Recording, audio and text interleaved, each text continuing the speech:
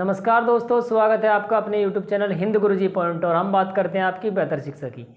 और जो आपकी जीके की जो सीरीज़ चल रही है, हिस्ट्री का जो पार्ट इसमें चल रहा है, इसी में ही हम आपके सामने अब तक जो सिंधु घाटी सभ्यता के जितने भी क्वेश्चन आपकी परीक्षा की दृष्टि से बनते थे वो बना दिए।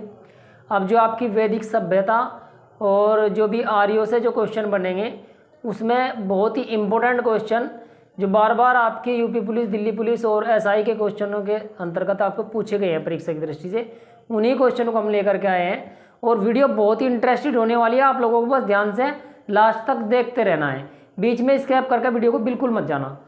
इससे बढ़िया तो देखना ही मत, देखना तो पूरा अंत तक देखना, ज़्यादा नहीं, 5-6 मिनट की वीडियो है, ज़्यादा लंबी वीडियो नहीं है, तो ज़्यादा समय बर्बाद न करते करते अपनी वीडियो को शुरू।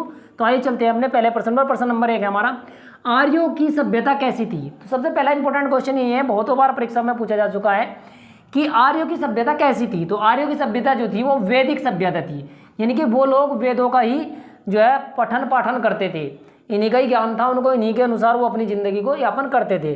तो आर्य की जो सभ्यता मानी गई वो वैदिक सभ्यता मानी गई। चलते हैं अगले प्रश्न। प्रश्न नंबर 2, वैदिक का अर्थ है, बहुत इंपॉर्टेंट क्वेश्चन है, पता नहीं कितनी बार परीक्षाओं में पूछा जा चुका है, चाहे वो बीएड एंट्रेंस एग्जाम हो या यूपी पुलिस हो, दिल्ली पुलिस हो, एसआई हो, कांस्टेबल हो या एसएससी जीडी हो, ये बहुत बार पूछा जा चुका है। तो वैदिक का अर्थ होता है, वैदिक का अर्थ यानी कि श्रेष्ठ, श्रेष्ठ यानी कि जो सबसे श्रेष्ठ हो, तो वैदिक का अर्थ ये होता है श्रेष्ठ। और इसका जो माना गया है वो 1000 से 600 ईस्वी पूर्व इसका काल माना गया है। अगला प्रश्न है प्रश्न नंबर 3, ऋग्वेद का समय, यानी ऋग्वेद, अब ऋग्वेदों में आ गए हैं, तो ऋग्वेद का जो समय माना गया है वो माना गया है 1500 से 1000 ईस्वी पूर्व, तो ये ऋग्वेद का समय माना गया है। प्रश्न नंबर 4, ऋग्वेद में कितने मंडल है। बहुत इंपॉर्टेंट क्वेश्चन है, बहुत जिसे मैं बहुत इंपॉर्टेंट कहा करूँ, उस क्वेश्चन को आप स्टार बना करके अपने नोट्स में नोट किया करो, ठीक है। तो 10 मंडल हैं टोटल, ठीक है। ऋग्वेद में कितने मंडल हैं, तो 10 मंडल टोटल हैं। प्रश्न नंबर 4, ऋग्वेद में कितने सूत्र हैं। थोड़ा सा ऋग्वेद के बारे में डिटेल से बता रहा हूँ, यही क्वेश्चन बनते हैं। तो ऋग्वेद में टोटल सूत्र हैं 1028, 1028, बार बार जोर देकर इसलिए कह रहा हूँ ताकि आप लोगों को अच्छे से याद हो जाया करे। एक चीज़ और करा करो, जब वीडियो वॉच करा करो तो जैसे ही मैं प्रोनाउंसिएशन करता हूँ तो आप भी मेरे साथ साथ बोल करके वीडियो को देखा करो, तो तुम्हारा और अच्छी तरीके से याद हो जाएगा ये। प्रश्न नंबर 5 है, ऋग्वेद में कितने मंत्र हैं, यानी कि टोटल कितने मंत्र ऋग्वेद में हैं। तो ऋग्वेद में टोटल मंत्र है 10,552, 10,552, मैं फिर से कह रहा हूँ 10,552।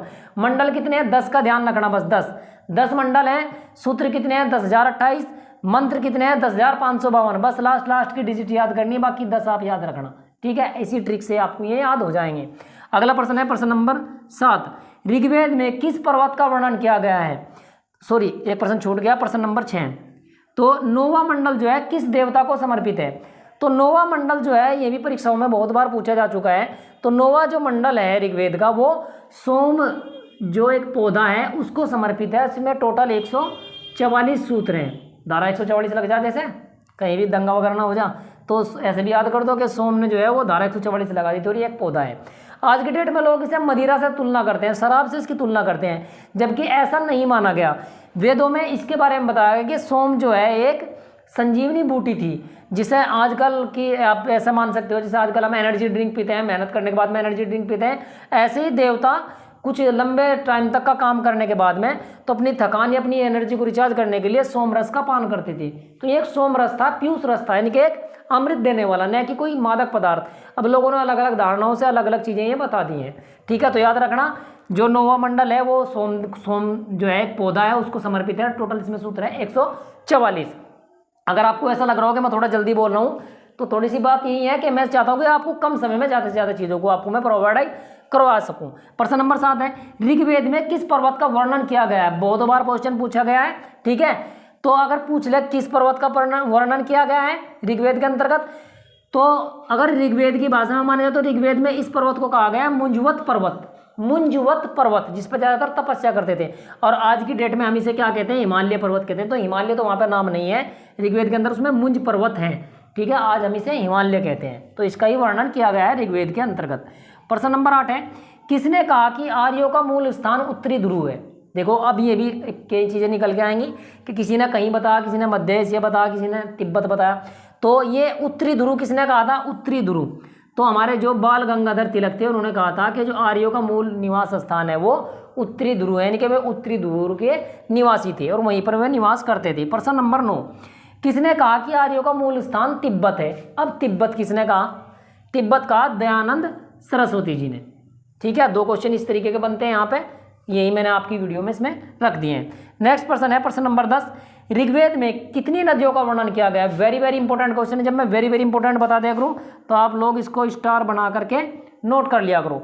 तो ऋग्वेद में कितनी नदियों का वर्णन किया गया? तो टोटल 23 नदियों का वर्णन किया गया है। अब ऐसे भी याद कर सकते हो, अभी कौन सा सन चल रहा है? सन 2023। तो 23 ही नदियों का वर्णन किया गया है और 23 ही अभी सन जो चल रहा है। और जो कुछ 1 साल बाद 2 साल बाद वीडियो देखेंगे उनकी बात अलग है, लेकिन अभी जो फिलहाल करंट में ये है कि 23 नदियों का वर्णन किया गया और सन 2023 ही चल रहा है, तो ऐसे भी याद हो जाएगा 23 नदी 2023। ठीक है, अगला प्रश्न प्रश्न नंबर 11, सबसे ज़्यादा बार किस नदी का उल्लेख हुआ है? देखो अब ये भी एक क्वेश्चन बनता है कि ऋग्वेद के अंतर्गत सबसे ज़्यादा बार जिस नदी का जो उल्लेख हुआ है या जो वर्णन में आई है या ज़्यादा जिसकी जानकारी मिली है तो वो सिंध नदी का वर्णन किया गया है, यानी सिंध नदी का ही वर्णन इसमें हुआ है। अगला प्रश्न है प्रश्न नंबर 12, किस नदी को नदियों की माँ कहा गया है, जिसे नदी माँ भी कहते हैं? तो देखो एकदम दिमाग में आपके आया होगा गंगा, तो गंगा का वर्णन उसमें नहीं किया गया, उसमें वर्णन किया गया है सरस्वती का। ठीक है, और इसे नदीत्मा, नदीत्मा का मतलब होगा था नदियों की माँ, यानी कि नदियों की माँ जिसे माना गया है वो सरस्वती नदी को माना गया है। चलते हैं आपके अंतिम प्रश्न पर, और अंतिम प्रश्न बताने से पहले मैं एक बार फिर बोल देता हूँ यार, बाद में आप लोग भूल जाते हो। अगर वीडियो पसंद आए यार लाइक कर दे करो, आपका लाइक करने में थोड़ा ही कुछ जा रहा है, और अपने दोस्तों को शेयर करो ताकि और भी बच्चों का फ़ायदा हो सके।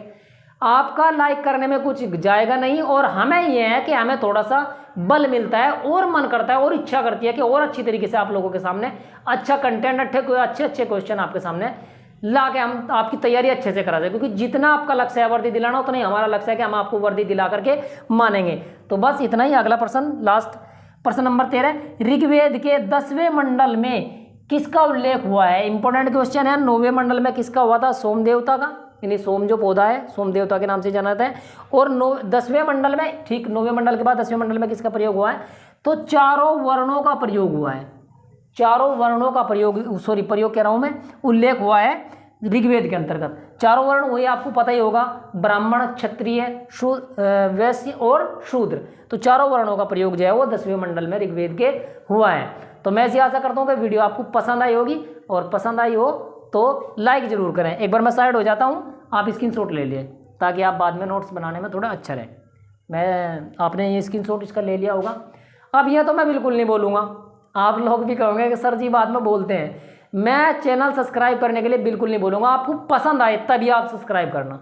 बस मेरा मानना ही है कि आप लोग अपने नोट्स अच्छे से मेंटेन करते जाए और मन लगा करके, बस ज़्यादा नहीं 2-3 महीने मेहनत कर दो, हम ये कंप्लीट वीडियो करा देंगे आपकी। और बस जी जान लगा के पूरी मेहनत कर दो आप, बस एक बार आपको वर्दी मिल जाए, हमारे लिए सबसे यही हमारे लिए चैनल सब्सक्राइब हो जाएगा।